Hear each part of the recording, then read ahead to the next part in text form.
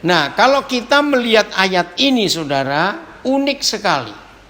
Ya, biasanya orang lapar atau haus itu kan karena kebenaran, karena makanan atau karena minuman. Tapi di firman ini Tuhan Yesus berkata enggak. Lapar dan haus akan kebenaran. Nah, kita tahu kebenaran ini adalah firman Tuhan. Kebenaran itu adalah Tuhan Yesus sendiri. Nah, apa itu bentuknya? Konkretnya apa? Kalau sekedar lapar, haus akan minuman, makanan, ya gampanglah. Kita bisa cari, kita bisa beli, kita bisa pesan semuanya. Tapi ini kebenaran.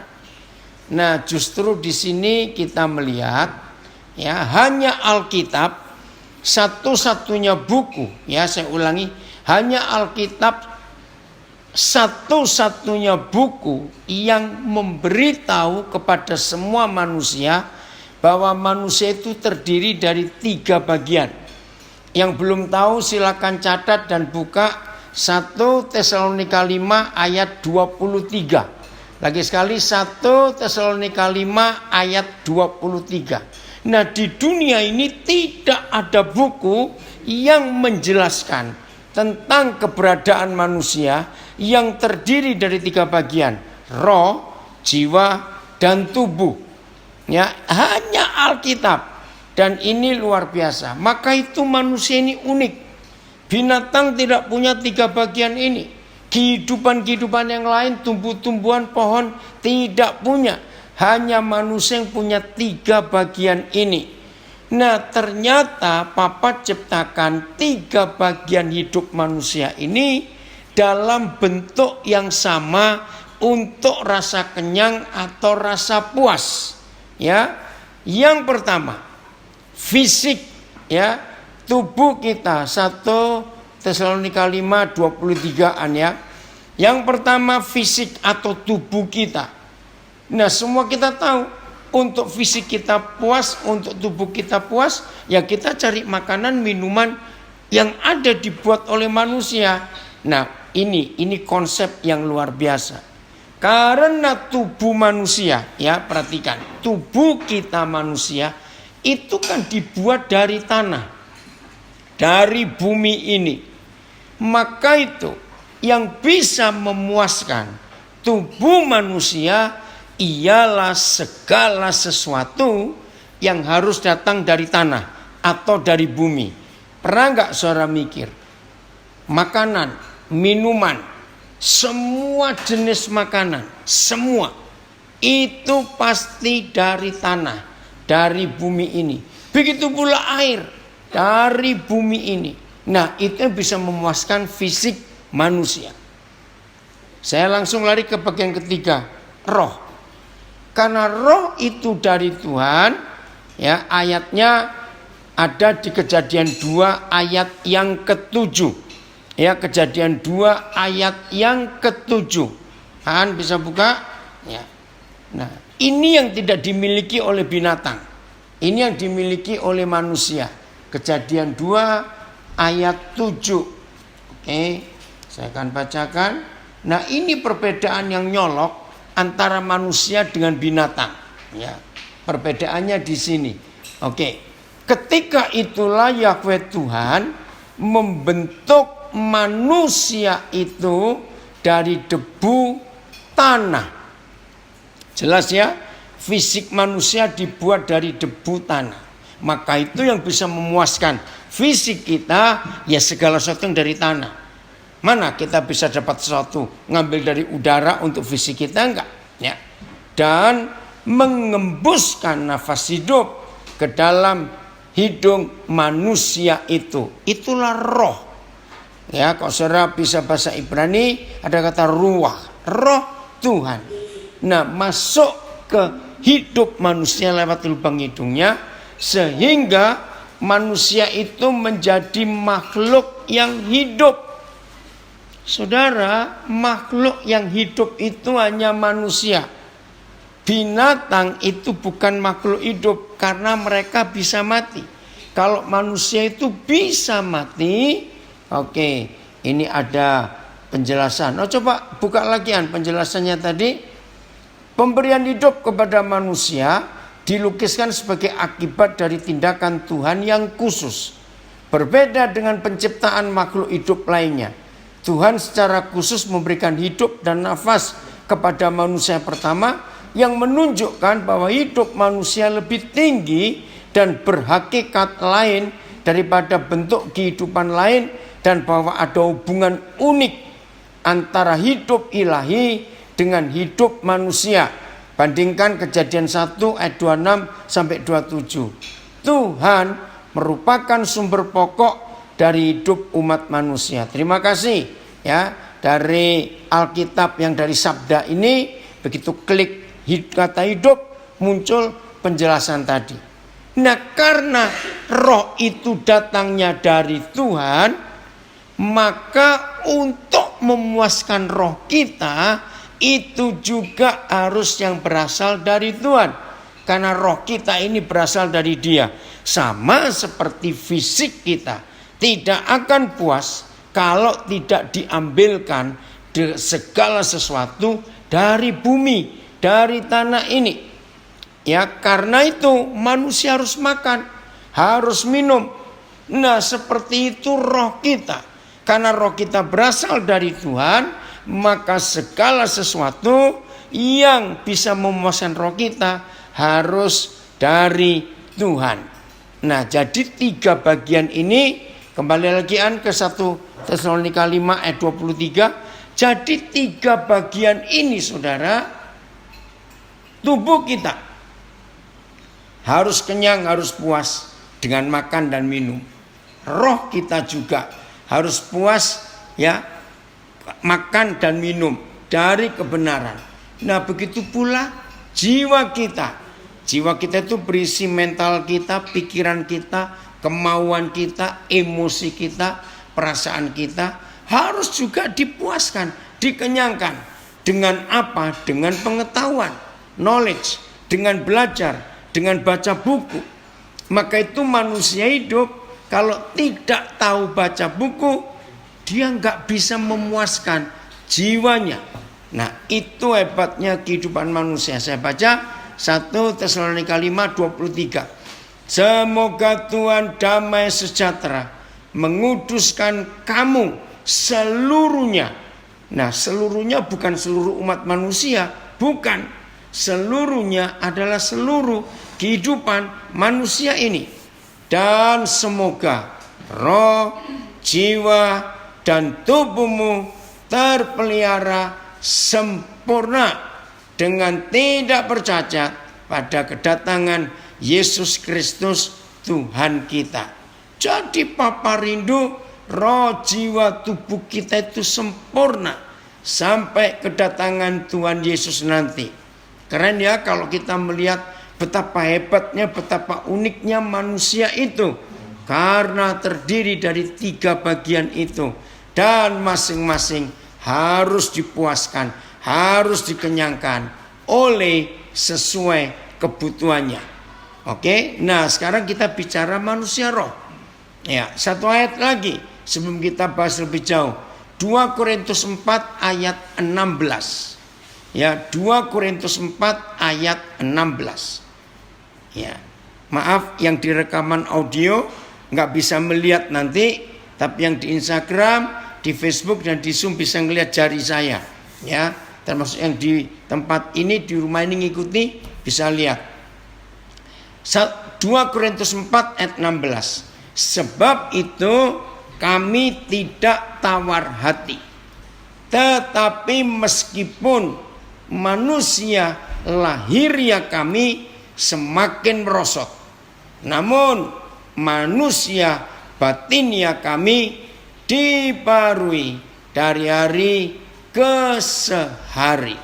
Oke, terjemahan lain saya baca, itulah sebabnya kami tidak pernah berkecil hati, walaupun tubuh lahiriah kami semakin merosot keadaannya, tetapi manusia batinia kami dibarui dari hari demi hari. Sama yang BIS. Itulah sebabnya kami tidak putus asa, sekalipun kami secara lahir semakin bertambah rusak, namun secara batin kami dijadikan, bentar, Fit, tolong supaya Papa bisa kebaca. Bisa, maaf sebentar.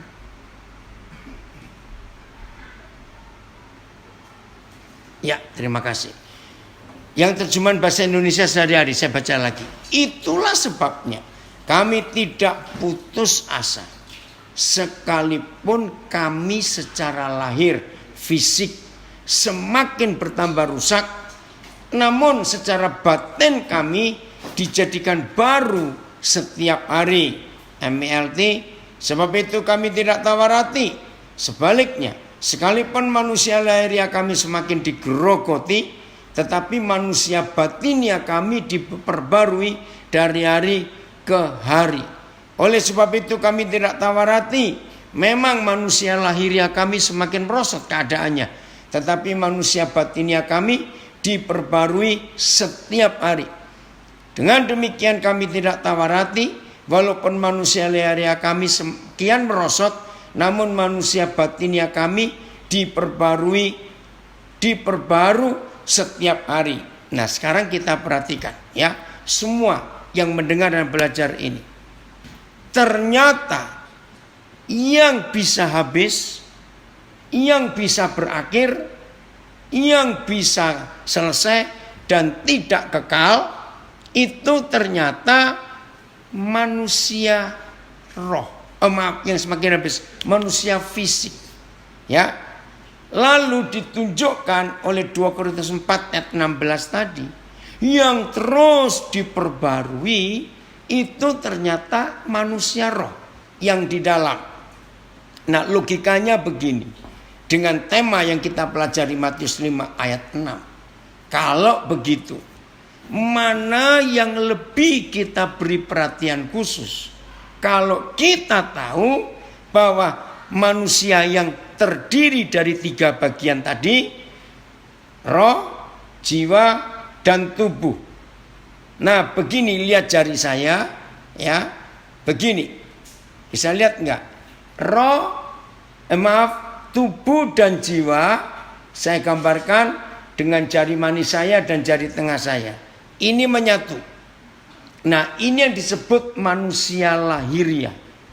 Lalu yang berdiri sendiri itu manusia roh. Nah, jiwa dengan tubuh selalu barengan. Jiwa dengan tubuh. Begini gampangnya ya. Yang mikir bayar kredit, ayo kalau ditanya, yang mana? Yang manusia batin atau manusia lahiriah? Mikir kredit, mikir bayar utang, menghadapi masalah, menghadapi tantangan semuanya. Yang mana? Yang lahiriah. Betul. Yang jasmani. Nah, ini makin merosot. Maka itu beri perhatian yang berbeda antara dua pribadi ini. Manusia lahiriah dan manusia batinia, manusia rohani. Sebab yang rohani ini yang kekal. Nah, Matius 5 ayat 6 yang jadi topik kita sekarang ini. Oke, masuk manusia yang mana? Ayo, manusia yang mana? Topik kita Matius 5 ayat 6 ini. Manusia yang mana? Ayo, yang batinia, yang rohani ini. Iya, yang rohani. Nah, itu yang harus kita beri perhatian khusus. Nah, Matius 5 ayat 6 ini yang mengarah, menunjuk kepada manusia roh kita yang terus menerus akan diperbarui. Oke, Efesus 4 ayat 23. Efesus 4 ayat 23. Kenapa ada firman ini? Ya, Efesus 4 ayat 23.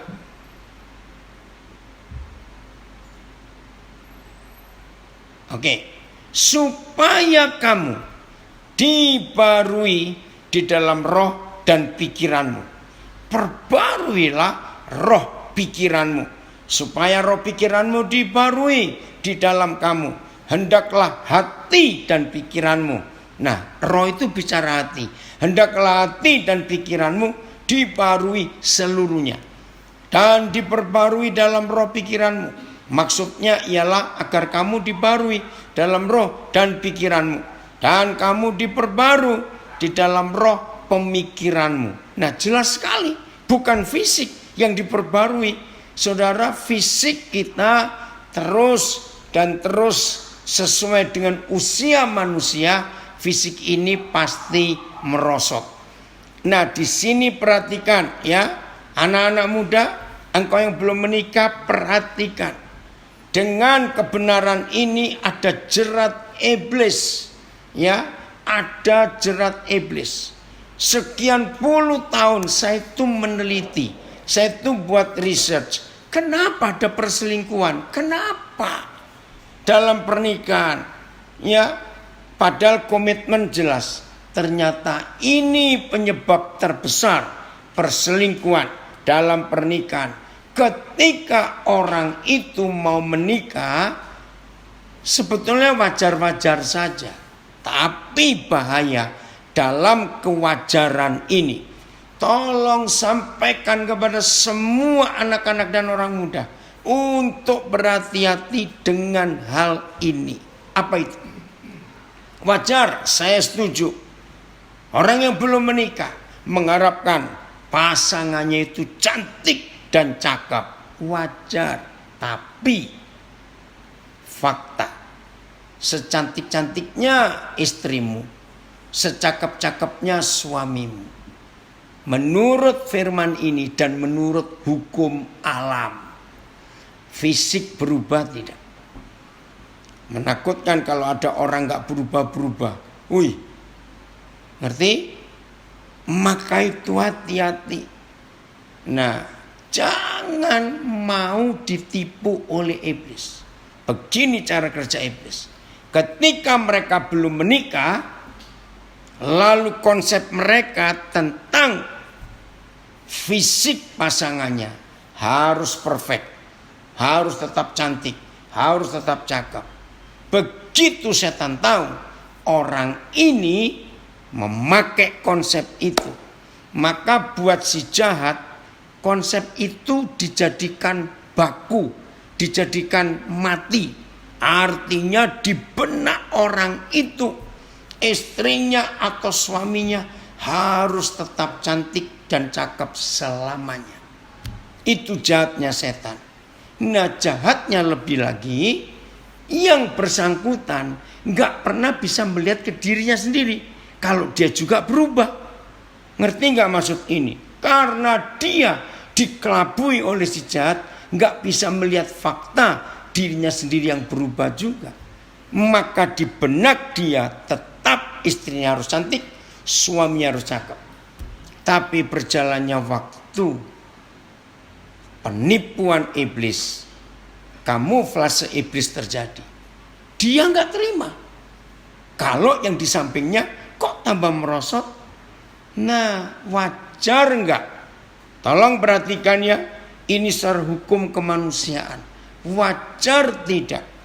Kalau dia ingin tetap dapat yang cantik dan yang cakep. Saudara, ini manusia. Maka itu hati-hati. Hati-hati. Ngeri sekali.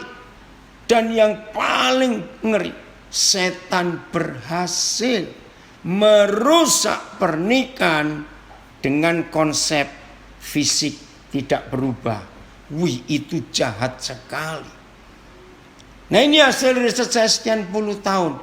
Kenapa ada perselingkuhan? Karena gak puas. Karena berubah. Maka itu firman Tuhan ini luar biasa, bukan?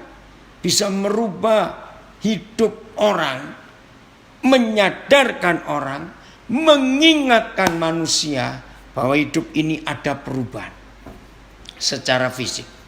Maka itu yang roh, yang batin ini tidak berubah, dan hebatnya bukan cuma tidak berubah, tapi terus diperbarui.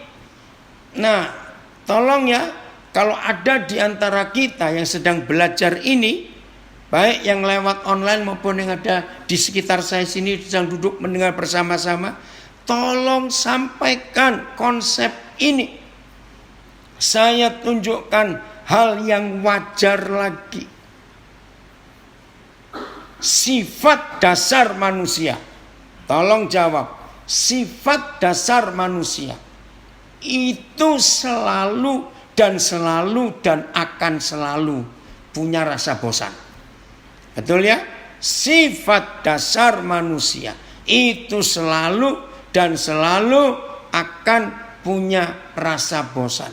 Bosan dalam hal apa saja. Bosan kerja di kerjaan yang sama terus, ya, bosan dengan barang-barang yang mahal dibeli, umur baru berapa minggu, berapa bulan sudah bosan karena muncul yang baru lagi. Bosan dengan menu makanan yang sama terus, bosan. Apa saja jadi bosan. Nah, ini yang bahaya, termasuk, ya, maaf saya berkata, wajar suami istri itu timbul rasa bosan melihat pasangannya. Nah, sekali lagi itu jahatnya setan yang merasa bosan lihat pasangannya, dia nggak pernah lihat dirinya sendiri, bahwa pasangannya pun bosan lihat kita. Wajar bukan? Itu manusia. Nah, terus bagaimana caranya supaya kebosanan tidak merusak pernikahan kita? Efesus 4 ayat 23, 2 Korintus 4 ayat 16. Lihatlah bahwa di hidup kita masing-masing ada pembaruan terus-menerus yang tidak pernah berhenti, yaitu manusia batin ini. Maka itu ketika suami istri bisa melihat roh dan pikiran kita masing-masing itu diperbarui, saudara, nggak ada rasa bosan. Apalagi papa kita berjanji lewat ratapan 3:23, selalu baru tiap pagi. Wih, itu luar biasa. Selalu baru tiap pagi. Maka saudara dan saya harus melihat, begitu kita bangun pagi, ada hal-hal yang baru di dalam diri kita dan di dalam diri pasangan kita. Karena roh Tuhan memperbarui terus. Maka itu gak ada rasa bosan. Hebatnya Tuhan kita. Maka itu suatu hari, saya lupa tahun berapa, saya cukup lama, awal 80-an mungkin, saya minta kepada Roh Kudus. Waktu itu saya belum menikah. Ya, saya minta, Papa, saya minta satu ayat saja untuk mengecek, ya, bagaimana sebuah pernikahan itu akan tetap awet, tetap langgeng, tetap harmonis. Saya nggak mau banyak-banyak ayat supaya kalau saya ngajar, saya konseling itu langsung tutup poin, nggak putar-putar. Diberi oleh Tuhan ayatnya Kejadian 2 ayat 23. Nah, saya pikir waktu saya baca itu, mana untuk ngetes masalah rumah tangga. Nah, setelah saya menikah berapa tahun, saya baru mengerti hebatnya firman itu. Kejadian 2 ayat 23. Oke. Ya. Sebelum itu kan Tuhan membuat Adam tidur nyenyak. Ya, ada kata itu. Oke, coba lihat ayat 21 dulu supaya jelas ya. Kejadian 2:21. Maaf. Nanti kita lihat ayat 23. Kejadian 2 ayat 21. Lalu Yahweh Tuhan, nah tolong, ini kata penting. Maka itu kalau baca Alkitab yang teliti, enggak cuma per kata, tapi tanda baca juga mesti diperhatikan. Lalu Yahweh Tuhan membuat manusia itu tidur nyenyak. Ketika ia tidur, saya enggak baca selanjutnya, saya baca terjemahan lain. Lalu Yahweh Tuhan mendatangkan tidur yang lelap atas manusia itu. Maka didatangkan Yahweh Tuhan atas Adam itu tidur yang lelap. Lalu Yahweh Tuhan membuat manusia tidur nyenyak. Maka Yahweh Tuhan membuat manusia, oh semuanya sama, tidur nyenyak, tidur lelap. Yang AVB, maka Yahweh Tuhan membuat manusia itu tertidur dengan lena. Nah, jadi waktu Adam dibuat tidur nyenyak, harus teliti bacanya. Kenapa enggak hanya tidur yang difirmankan, tapi tidur nyenyak. Nah, lagi sekali di sini kita menemukan hukum yang luar biasa. Dengar ya yang belum menikah. Nah, papa mama sampaikan kepada anak-anak kita tentang fakta ini. Ada dua arti. Kenapa harus tidur nyenyak? Kenapa enggak cuma ditulis Yahweh Tuhan membuat manusia itu tidur? Tapi kenapa lelap? Kenapa nyenyak? Yang pertama, ini kan operasi tulang rusuk. Ngerti enggak? Bedanya apa dengan operasi jerawat? Mana yang dibius lokal dan mana yang dibius total? Ngerti pertanyaan saya? Nah, karena operasi tulang rusuk, maka itu dibius total. Nah, itu artinya tidur nyenyak supaya Adam gak kesakitan. Oke, ini secara hukum kesehatan. Sekarang secara hukum psikologis.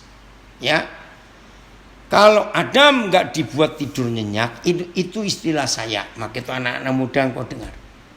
Berarti mata Adam melek satu, yang satu tutup. Nah, waktu Tuhan membuat Hawa jadi istrinya, bisa bayangkan enggak? Tuhan terganggu. Kenapa? Pasti Adam komentar terus. Waktu Tuhan buat hidungnya Hawa, Tuhan kebesaran Tuhan, kecilin dikit lah Tuhan. Coba mancungin dikit Tuhan. Waktu Tuhan buat ininya Adam Hawa, udah Tuhan hijau begitulah Tuhan. Terus komentar terus. Ngerti ilustrasi ini? Maka itu yang disebut jodoh dari Tuhan itu tidak ditentukan oleh mata kita. Saya kembali lagi pada prinsip fisik. Mata tidak boleh ikut menentukan siapa jodoh kita. Awas itu. Karena itu merusak sumber perselingkuhan karena penipuan mata. Lagi sekali saya katakan, mau diobati pakai obat apa saja, mau dioperasi, mau pakai operasi model apa saja. Kalau sudah tua itu tua, maaf jangan tersinggung, ini istilah saya saja.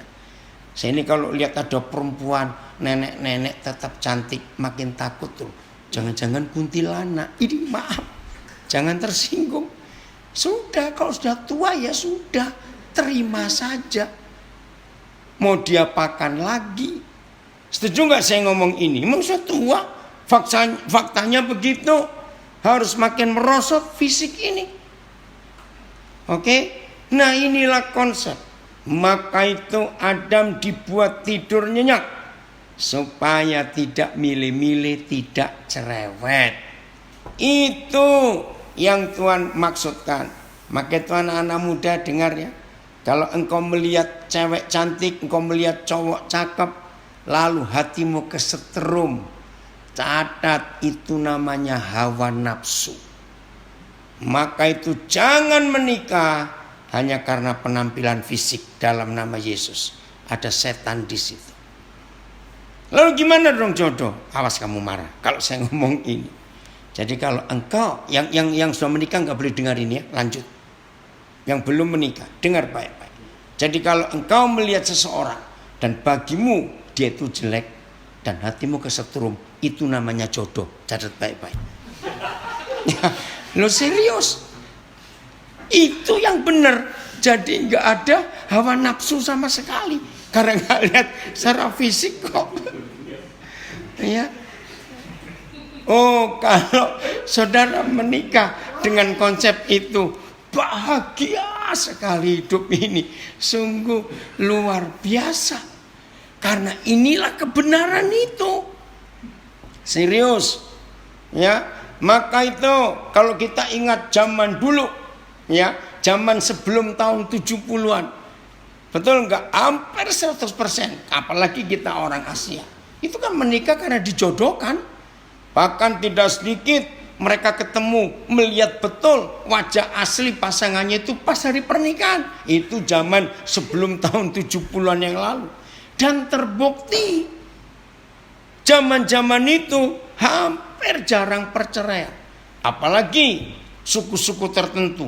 Wih, kalau ada bilang bercerai itu tabu dan memalukan. Sekarang gila-gilaan. Maka itu harus hati-hati. Jadi inilah kebenaran itu. Betul ya? Hebat Tuhan kita. Nah sekarang ayat 23 Kejadian 2. Nah itu kan Adam sudah setelah tidur nyenyak, Adam bangun. Ya karena biusnya sudah habis. Lalu ya ayat 23 ya. Lalu berkatalah manusia itu, inilah dia, ya apa itu surprise, semuanya terjemahnya sama, sama. Inilah dia. Oke, saudara, kalau kita membaca kalimat yang dua kata ini, inilah dia, itu harus pakai intonasi bagaimana? Ayo, intonasinya bagaimana? Ayo, yang di rumah sini boleh ikut jawab. Bagaimana intonasinya? Gembira, senang, apalagi? Ya. Senang, betul ya. Inilah dia. Ya, surprise, ya, phrasing orang Belanda bilang, woi, inilah dia. Nah, saya ingat ya, tadi kan saya tanya kepada Papa, saya minta satu ayat, nggak mau dua, nggak mau tiga, untuk mengecek apakah semua pernikahan itu aman. Ya saya nggak mau banyak-banyak ayat. Ayat ini yang muncul.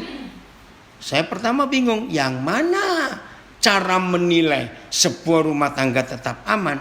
Kalau firman-Nya, lalu berkatalah manusia itu, inilah dia, tulang dari tulangku dan daging dari dagingku, ia akan dinamai perempuan sebab ia diambil dari laki-laki. Bingung toh? Saya juga tanya, Papa yang mana untuk ngecek? Ternyata dia sebutkan waktunya.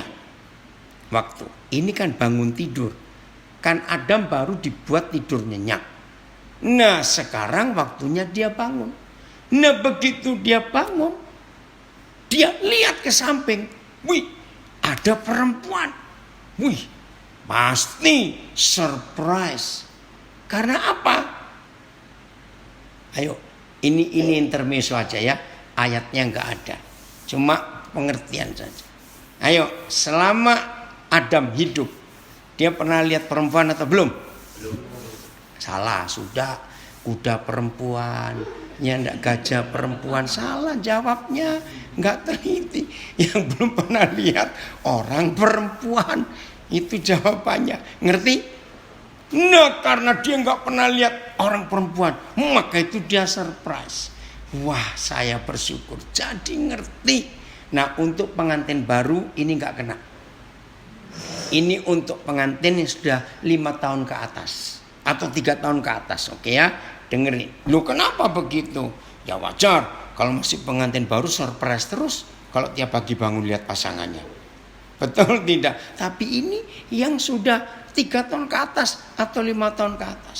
Hebatnya Papa kita, saudara. Mengapa waktunya untuk ngecek, untuk mendeteksi, untuk memperhatikan keluarga kita masih aman atau tidak? Kenapa mesti bangun pagi? Jawabannya, karena semua kita kalau bangun pagi itu masih asli. Betul enggak? Belum ada yang pakai cat, ngerti kata itu? Jangan tersinggung.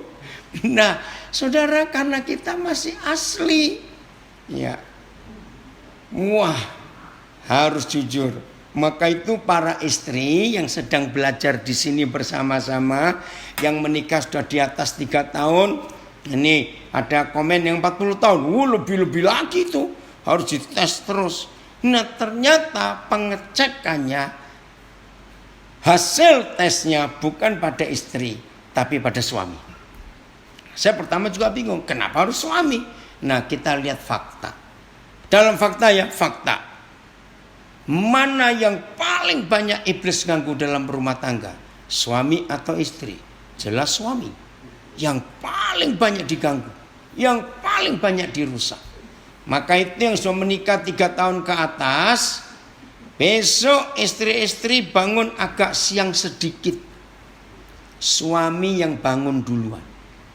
Jujur ya para suami, begitu suami bangun, pacar toh pagi bangun, terus noleh melihat ke samping. Kan ada istri sedang tidur. Oke? Jujur ya suami, jujur. Apa yang muncul di hati kita, reaksi kita itu apa? Waktu melihat, istilah saya, ada seonggok daging tergeletak di situ. Jujur suami-suami, apa yang muncul di perasaan kita? Kalau suami cool gitu, begitu melek terus, itu saja. Awas itu gak beres itu pernikahannya. Oke? Atau ketika suami bangun duluan, istri masih tidur. Terus tiba-tiba kepikir, kok lebih cantik istri adikku ya, awas kamu. Loh ini serius. Harus jujur suami-suami. Waktu kita bangun duluan, melihat istri kita masih tertidur, jujur. Wih, waktu saya lihat firman ini luar biasa. Nah, jadi besok pagi istri-istri ancam suami, "Wah, ngaku, kamu ngeliat aku reaksimu apa?" Cepat paksa dia untuk ngomong. Para istri serius, ya itu luar biasa, keren ya. Alkitab ini luar biasa. Maka itu tolong ya rekan-rekan hamba Tuhan, gembala, pendeta, pengkhotbah, saya ingin menyampaikan ini. Jangan melihat Alkitab hanya sebagai buku doktrin agama, buku suci agama. Tidak. Alkitab ini buku kehidupan. Setuju? Buktinya kita bisa menikmati sampai hari ini. Yang disebut agama itu pasti gak ada perubahan, kaku dan membosankan. Tapi firman Tuhan ini hidup, dia terus bergerak seperti itu. Ya, apalagi kalau bangun pagi-pagi suami janji ya, awas. Begitu melek kan baru sadar.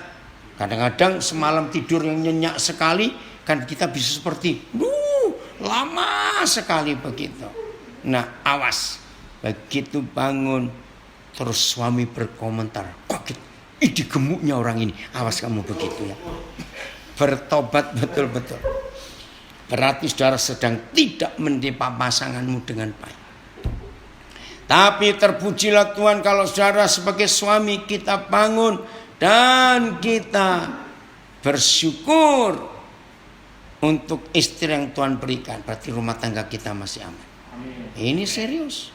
Jadi kebenaran ini harus kita miliki.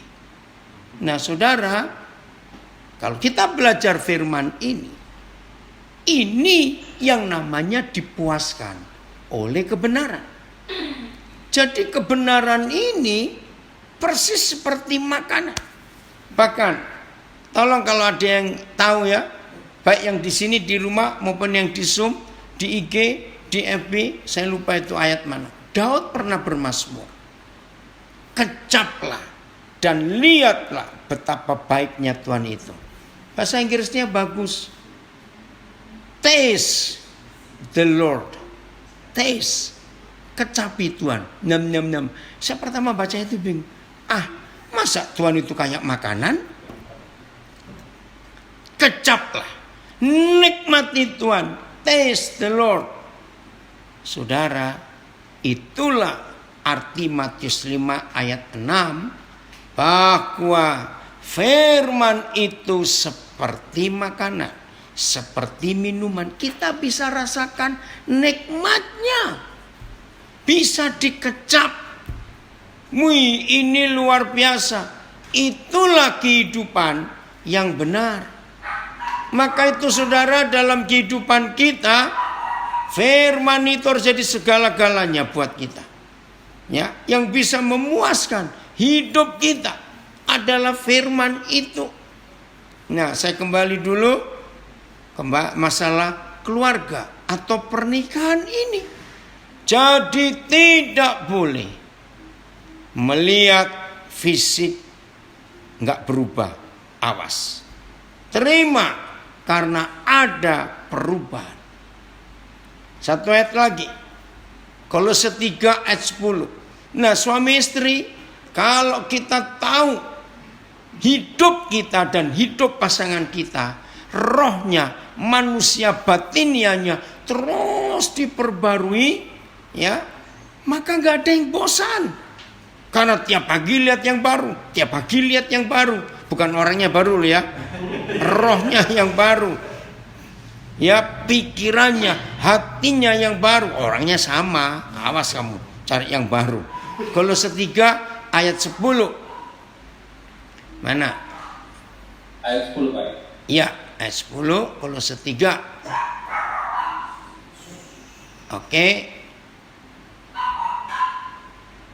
Ya. Dan telah mengenakan manusia baru.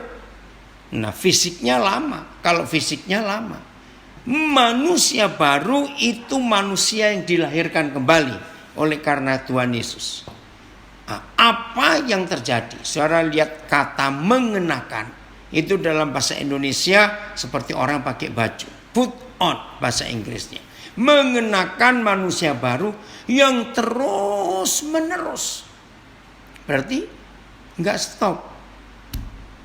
Yang terus menerus diperbarui. Sampai kapan? Untuk memperoleh pengenalan. Itu kata yang betul, bukan pengetahuan. Pengenalan yang benar menurut gambar penciptanya. Saya baca terjemahan lain. Kenakanlah manusia baru yang terus menerus diperbarui dalam pengetahuan sesuai dengan gambar dari penciptanya. Dan bertabiatkan perangai yang baru yang lagi dibarui sehingga datang kepada marifat atau pengenalan menurut teladan Tuhan yang menjadikan dia. Kalian sekarang sudah diberi hidup yang baru. Kalian adalah manusia baru yang sedang diperbarui terus menerus oleh penciptanya, yaitu Tuhan, menurut rupanya sendiri. Maksudnya ialah supaya kalian mengenal Tuhan dengan sempurna.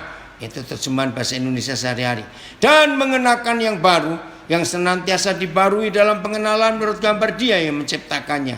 Kamu telah mengenakan dirimu yang baru yang masih terus-menerus diperbarui menurut citra Tuhan penciptanya, supaya kamu mengenalnya dengan sempurna.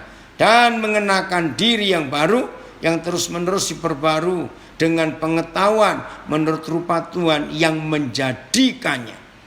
Nah, saudara, sama seperti suami istri, saya menggunakan beberapa terjemahan yang sama. Mengenal Tuhan dengan sempurna, mengenal penciptanya dengan sempurna. Ada kata itu, ya. Saudara, begitu pula dalam pernikahan kita. Dari waktu ke waktu, dari hari ke hari. Ya, ini logika secara psikologi. Dua orang yang selalu bersama-sama hampir tiap hari, ya, perhatikan, dua orang yang selalu bersama-sama hampir tiap hari, logikanya dua orang ini makin saling kenal atau saling tidak kenal. Logikanya, ya jelas harus makin saling kenal. Seperti itu perjalanan iman kita, hidup kita dengan Bapa di surga. Dari hari ke hari kita berjalan, bergaul dengan Tuhan, dengan rohnya, dengan firman-Nya. Maka mau tidak mau kita itu makin kenal. Karena tiap hari ketemu. Nah, yang berikut. Kalau dua orang ini makin saling kenal, ya, ini penting. Kalau dua orang ini makin saling kenal, logikanya gesekan, salah faham, pertengkaran itu makin bertambah atau makin berkurang? Ayo, logikanya loh, harusnya makin berkurang karena makin kenal. Maka itu rekan-rekan hamba Tuhan, dalam menolong masalah pernikahan, pakai konsep ini. Kalau ada suami istri, makin lama usia pernikahannya, makin kencang pertengkarannya, ini dua orang gak beres ini pasti. Lalu setiap hari itu ngapain kamu di rumah berdua?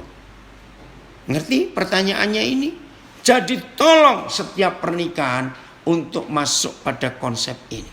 Jadi kalau dua orang makin bertambah usia pernikahannya, berarti harus makin kenal dan diperbarui terus-menerus. Betapa luar biasanya sebuah pernikahan kalau terus mengalami pembaruan secara roh, secara batin, bukan secara fisik. Jadi Matius 5 ayat 6, yang Papa puaskan yaitu yang batin ini, yang roh ini. Kalau yang fisik tidak. Fakta. Orang itu usianya makin bertambah. Ya. Saya jarang ketemu yang gak wajar. Jarang. Mungkin di antara sekian ribu orang mungkin cuma satu. Kenapa? Makin usia bertambah seorang manusia, jatah makannya makin banyak atau makin berkurang. Secara fisik loh ini. Secara fisik. Makin kurang. Karena sudah gak butuh banyak-banyak lagi. Maka itu Tuhan tidak menjamin bahwa yang dipuaskan itu manusia fisik, manusia lahiriah ini enggak. Sudah makin usia kita bertambah, itu enggak penting. Tapi manusia batinnya itu yang dipuaskan. Yaitu kalau saudara dan saya dibuat lapar, dan haus pada firman Tuhan. Wih, itu luar biasa. Jadi roh kita makin hari itu makin sehat. Kenapa? Karena dipuaskan oleh firman Tuhan. Ingat, dalam Yohanes pasal yang ke-6, Tuhan Yesus berkata, tubuhku, masih ingat ya? Maka itu setiap kali ada perjamuan kudus, pasti ini yang disampaikan. Tubuhku, itu Yohanes 6, adalah benar-benar makanan.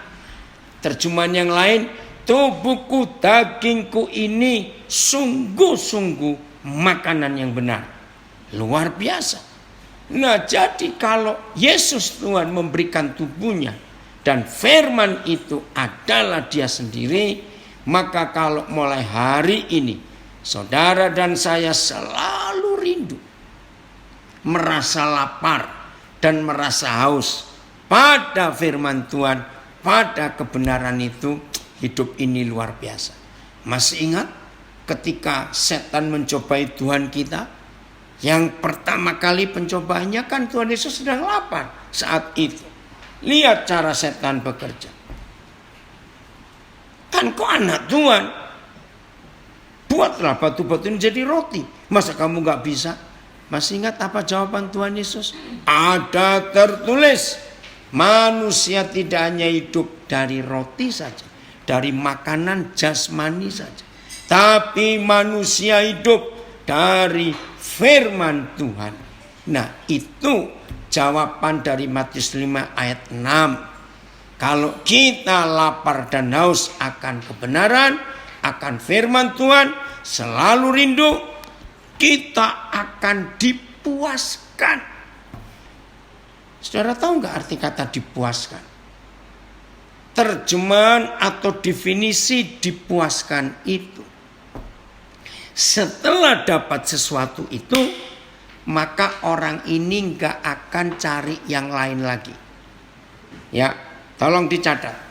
Apa itu arti kata dipuaskan?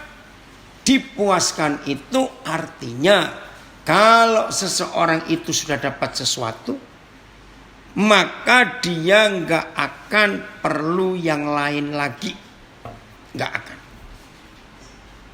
Wih, luar biasa. Nah, di sini kita melihat, kalau sampai masih ada di antara kita memerlukan dosa, kalau masih ada di antara kita memerlukan kenikmatan dunia ini, kalau masih ada di antara kita yang masih cari tambahan-tambahan sesuatu, makasih ya, dari dunia ini, berarti orang itu belum menggenapi Matius 5 ayat 6. Saya ulangi ya. Matius 5 ayat 6. Berbahagialah orang yang lapar dan haus akan kebenaran, maka dia akan dipuaskan. Arti kata dipuaskan adalah kalau seseorang itu sudah dapat sesuatu itu, maka dia nggak akan cari yang lain. Mari kita tanya dalam hidup kita. Berarti kalau masih ada di antara kita mencari tambahan kepuasan dari dunia ini, berarti orang itu sedang dalam posisi yang salah. Saudara ingat, Tuhan Yesus saja yang pernah berkata, kalau kamu bisa mendapatkan seluruh dunia ini, begini kata Tuhan Yesus, kamu tetap gak akan puas. Hebatnya kalimat ini. Kalau kamu bisa mendapatkan apa saja di dalam dunia ini, kamu gak akan puas. Saudara, ini bukan filosofi, ini kebenaran. Maka itu manusia yang gak puas dengan kekayaannya, dia merasa kurang. Dan sebetulnya wajar yang namanya manusia itu gak pernah puas dengan barang-barang duniawi ini.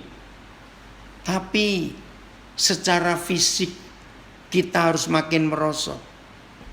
Artinya kebutuhan kita akan hal-hal yang dari bumi ini, ya, kebutuhan fisik kita untuk hal-hal yang dari tanah ini, ya, emas berlian dari tanah bukan, dari bumi. Aksesoris apa saja yang kita pakai, mobil, ya, besi-besi, ya, semua peralatan rumah tangga, peralatan kita pakai, jam tangan kita, sepatu kita, baju kita, apa saja itu nggak ada yang dari udara, adanya dari bumi semua, dari tanah semua. Nah, kalau kita makin tua, ya, usia kita bertambah, saudara, itu sudah otomatis kita mulai berkurang kebutuhan-kebutuhan apa-apa dari tanah ini. Betul bukan? Karena sudah nggak perlu banyak-banyak lagi. Itu sebabnya saudara, kita harus memperhatikan puas yang mana yang harus kita utamakan dalam hidup ini. Kalau sudah tua, mau perlu uang berapa banyak? Ya, ini istilah saja. Tapi yang batinnya, yang di dalam ini, wow, terus diperbarui. Nah, itu yang selalu kurang. Dan kurangnya adalah firman Tuhan. Lapar dan haus akan kebenaran. Ini luar biasa. Karena firman itu benar-benar makanan, maka kalau kita makan firman itu, roh kita sehat. Kalau roh kita sehat dan roh kita kuat, maka roh yang sehat dan roh yang kuat karena makan. Maka roh itu yang akan ngatur yang dua tadi. Masih ingat?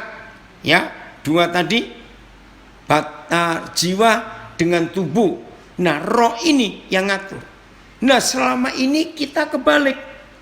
Roh kita nggak dibuat kuat. Kenapa? Karena jarang makan. Betul? Apa itu makanan? Firman Tuhan. Karena roh kita lemah, tidak kuat, yang diberi makan yang fisik terus, yang jiwa, mental ini, maka fisik kita, tubuh kita, dengan jiwa kita akan perang melawan roh kita. Nah, kalau roh kita dikalahkan oleh yang manusia lahir ini, sudah pasti orang itu nggak merasa butuh Tuhan. Orang itu nggak merasa perlu Tuhan, nggak perlu firman, nggak perlu berdoa, nggak pengen ikut kebaktian dengar firman, nggak bisa, karena rohnya ditawan oleh manusia lahirianya ini. Karena salah dalam memberi makan. Maka itu kalau saudara dan saya lapar dan haus akan kebenaran, maka roh kita itu makin kuat. Kalau roh kita kuat, maka kita bisa menaklukkan yang dua ini. Masih ingat gak Tuhan Yesus pernah berkata di Getsemani? Setelah 3 kali dia balik ke tempat 3 muridnya Petrus, Yohanes, Yakobus. Lalu kalimatnya, aku tahu rohmu itu mau. Ya, manusia rohnya itu mau ikut berdoa bersama Tuhan Yesus. Tapi itu loh, tubuhmu lemah. Ya, fisiknya ini seharusnya fisiknya kuat, karena rohnya dikuasai oleh fisiknya. Maka itu rohnya gak semangat, maunya tidur saja secara fisik, ngajak tidur karena kelelahan. Hari ini pilihannya ada di tangan kita. Mana yang kita mau puaskan tiap hari? Cuma ada 2 loh, manusia lahiriah atau manusia rohani. Ini penting sekali untuk kita bisa memisahkan. Nah, begini ya, bagian terakhir ini begini. Hidup itu pasti menghadapi masalah. Saya ulangi, hidup itu pasti menghadapi masalah. Berat, ringan, besar, kecil tergantung. Masalah itu nggak usah diselesaikan. Kenapa? Sebab masalah akan ada terus. Betul tidak, saudara? Karena masalah ada terus, maka kita akan capek kalau menyelesaikan masalah. Lalu masalah diapain? Masalah itu orang Jakarta bilang antepin. Tahu kata antepin? Biarin. Ikuti aja, hadapi saja, liatin aja. Masalah itu liatin aja. Kuat-kuatan, yang kuat dia atau kita. Kalau kita yang kuat, nanti masalahnya bosan sendiri. Jujur loh ya, selama kita hidup, makin tua usia kita, berarti kita sudah pengalaman betul dengan yang namanya masalah. Sudah dong, sejak kita masih dalam kandungan sudah ketemu masalah. Apalagi sampai usia sekian ini, sudah kenal dengan masalah. Maka itu ketika manusia lahiriah yang 2 ini menghadapi masalah, manusia roh jangan diajak. Serius. Loh kenapa? Karena manusia roh ini gak ngerti. Gini aja lah gampang. Yang ngurusin bayar utang manusia jasmani lahiriah atau manusia batinnya? Yang jasmani dong, karena ini yang berhadapan dengan semua masalah. Nah, manusia roh kita itu biar terus bersekutu menikmati Tuhan dan firman-Nya. Itu maksud Matius 5 ayat yang ke-6. Kalau saudara dan saya mulai hari ini bisa belajar membedakan 2 menjadi 1, manusia fisik dan manusia jiwa dan roh berdiri sendiri. Biarin tiap hari dari melek mata sudah ketemu masalah, biarin, ayo kita hadapin. Ya, maka itu kalau dia datang harusnya saudara senyum. Lu lagi kenal gua? Tantang, mau apa sekarang? Kan dulu-dulu saya pernah datang toh. Ngerti enggak? Itu caranya. Nah, kalau saudara bisa menghadapi begitu, maka manusia roh kita enak sekali bersekutu dengan Bapa. Oh, sebentar. Ini ada ayatnya. Secara dasar semua kehidupan saleh adalah lapar dan haus akan kebenaran. Lapar semacam itu tampak dalam diri Musa. Keluaran, ya, Pemazmur. Oke, terima kasih. Tolong nanti kalau ini bisa direkam, yang di Zoom bisa ngelihat. Nah, kalau tiap hari kita hidup seperti ini, saudara, betapa indahnya hidup ini. manusia roh kita, manusia batinia kita, karena diberi makan, yaitu makan firman dan minum dari air kehidupan itu. Wow, manusia roh kita hebat. Manusia fisik merosot, ya wajar, karena usia kita bertambah terus. Nah, ini cara membedakan. Maka itu, seberat apa masalah hidup saudara, antepin, senyum, sebab itu sudah langganan kita. Percaya enggak? Nanti kan selesai sendiri. Dan sudah terbiasa kok dengan hidup kita seperti ini. Maka itu, jangan besar-besarkan masalah, tapi besarkan Tuhan Yesus yang hebat atas hidup ini. Maka kalau kita membesarkan yang besar itu, maka yang kecil hilang. Tapi gobloknya kita balik. Yang hebat kita kecilkan, ya. Terus yang kecil kita besarkan, ya rusak. Ayo mulai hari ini berubah. Betapa indahnya Tuhan dalam hidup kita. Jadi tiap hari lapar dan haus akan kebenaran, yaitu firman-firman. Itulah Tuhan Yesus. Selalu rindu setiap hari. Saya enggak nyuruh bilang baca Alkitab, tidak. Renungkan firman, bukan baca. Beda, saudara. Merenung itu mengulang apa yang sudah diuraikan, yang sudah kita dengar. Itu merenung. Membaca itu agamawi. Maka itu semua umat beragama di dunia pasti suka baca kitab suci mereka. Tapi rata-rata mereka nggak ngerti apa yang dibaca. Karena cuma membaca. Tapi kalau kita makan firman, merenungkan firman, maka firman itu akan jadi kekuatan. Maka tubuh kita akan kuat.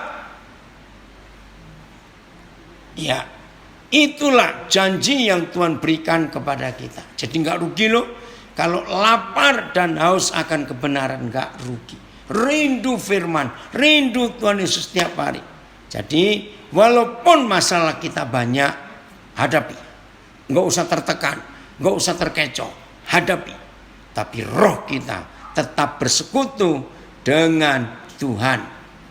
Betul? Wah, kalau kita bisa hidup seperti itu menyenangkan sekali. Kenapa? Ya karena kita menikmati keindahan-keindahan Tuhan. Ya kita menikmati kebaikan-kebaikan Tuhan.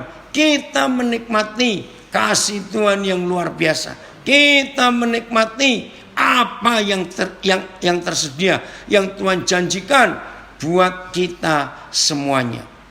Woi, kalau hidup seperti itu saudara, sungguh hidup ini luar biasa. Jadi ayo ya mulai hari ini kita merubah konsep hidup kita. Manusia fisik, ya hadapilah, berikanlah makanan, rawat yang baik. Tapi jangan berlebihan, sebab dia akan merosot. Tapi manusia batinia kita, itulah manusia roh kita. Itu yang terus meningkat. Sampai kita nanti akan bertemu muka dengan muka dengan Tuhan Yesus. Indah sekali dan itu menyenangkan. Jelas ya, Roh Kudus menolong kita untuk kita rindu firman. Seperti kita rindu makanan kesukaan kita. Ya, bedakan itu. Maka hidup ini akan berarti dan hidup ini akan memuliakan Tuhan. Jadi Bapa di surga akan memuaskan saudara dan saya yang rindu akan kebenaran. Tuhan Yesus memberkati kita semuanya.